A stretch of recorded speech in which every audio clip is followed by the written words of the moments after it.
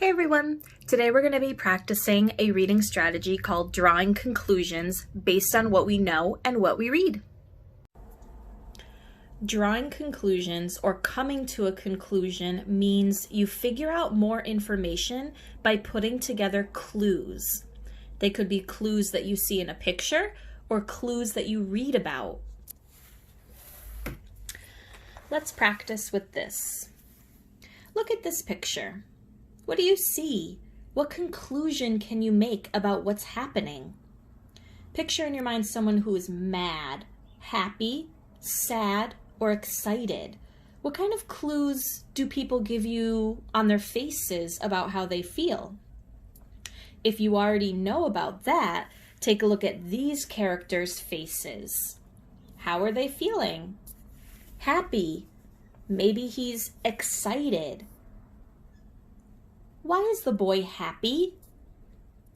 Look at what else is in the picture that might be making the boy happy or excited.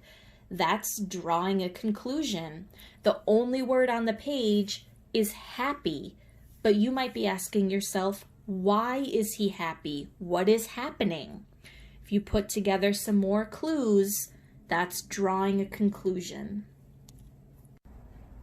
Let's read this short article together called Toys and see if we can draw some conclusions.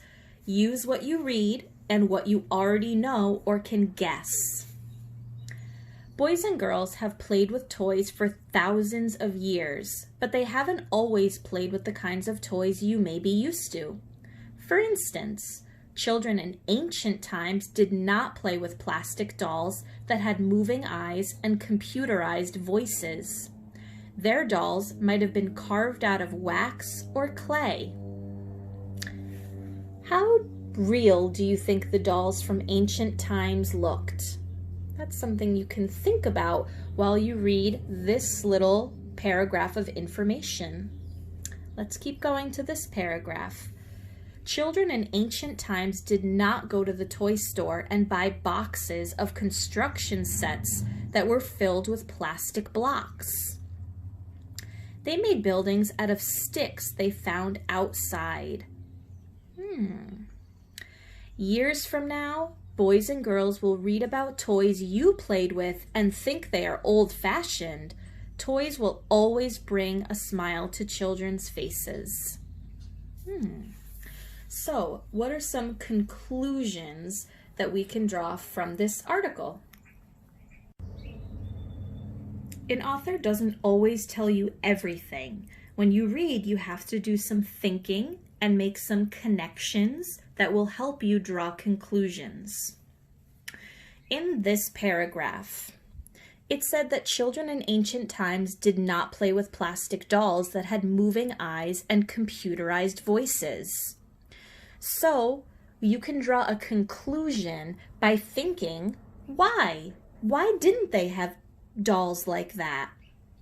And you can think back to this word, ancient times. That means way, way in the past. We talked a little bit about how things were different in the past. So since you already know that things were so different in the past, and we read a lot of books about how things got invented by people who thought of it. So if I'm going to draw a conclusion, I would think children in ancient times couldn't play with plastic dolls that had moving eyes and computerized voices because those kind of dolls weren't invented yet. All they had was wax or clay. Another conclusion we can draw is in this paragraph. It says children in ancient times did not go to the toy store and buy boxes of construction sets that were filled with plastic blocks. Now, the author doesn't say what that toy is, but you can make a conclusion to guess what that toy is. Picture in your head, and I bet that you have maybe a set of these at your house, or you have at least played with them. A box of construction sets that's filled with plastic blocks. To me, that sounds like that's a Lego set. So even though the author didn't say that, They're giving me clues that I can put together and think about what I already know and make a connection that leads me to the conclusion he or she is talking about Legos. Now we're going to read this short story called Zip's Toys. And as we read it together, please use what you already know. Put together some clues from the story to draw conclusions.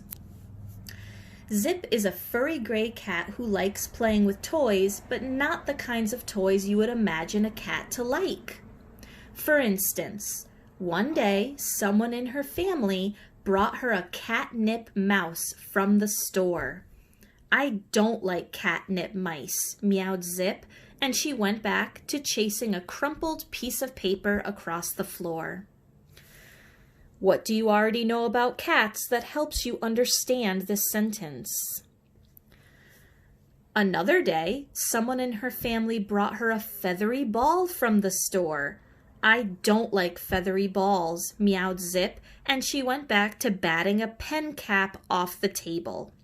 From then on, Zip's family didn't bring Zip any toys from the store. So, think about what you just heard in the story, what you know about cats, cat toys, and what it said in the beginning. Not the kinds of toys you would imagine a cat to like. So at the very end of the story, it says that Zip's family didn't bring Zip any more toys from the store. That's not because they're being mean to Zip. Why is the family saying, well, we're not going to go to the store anymore and get Zip a toy? The author doesn't tell you. You need to draw a conclusion. So, if Zip's family doesn't bring Zip any toys from the store, what do you think she will play with? Here's where you can put this drawing conclusion skill to good use.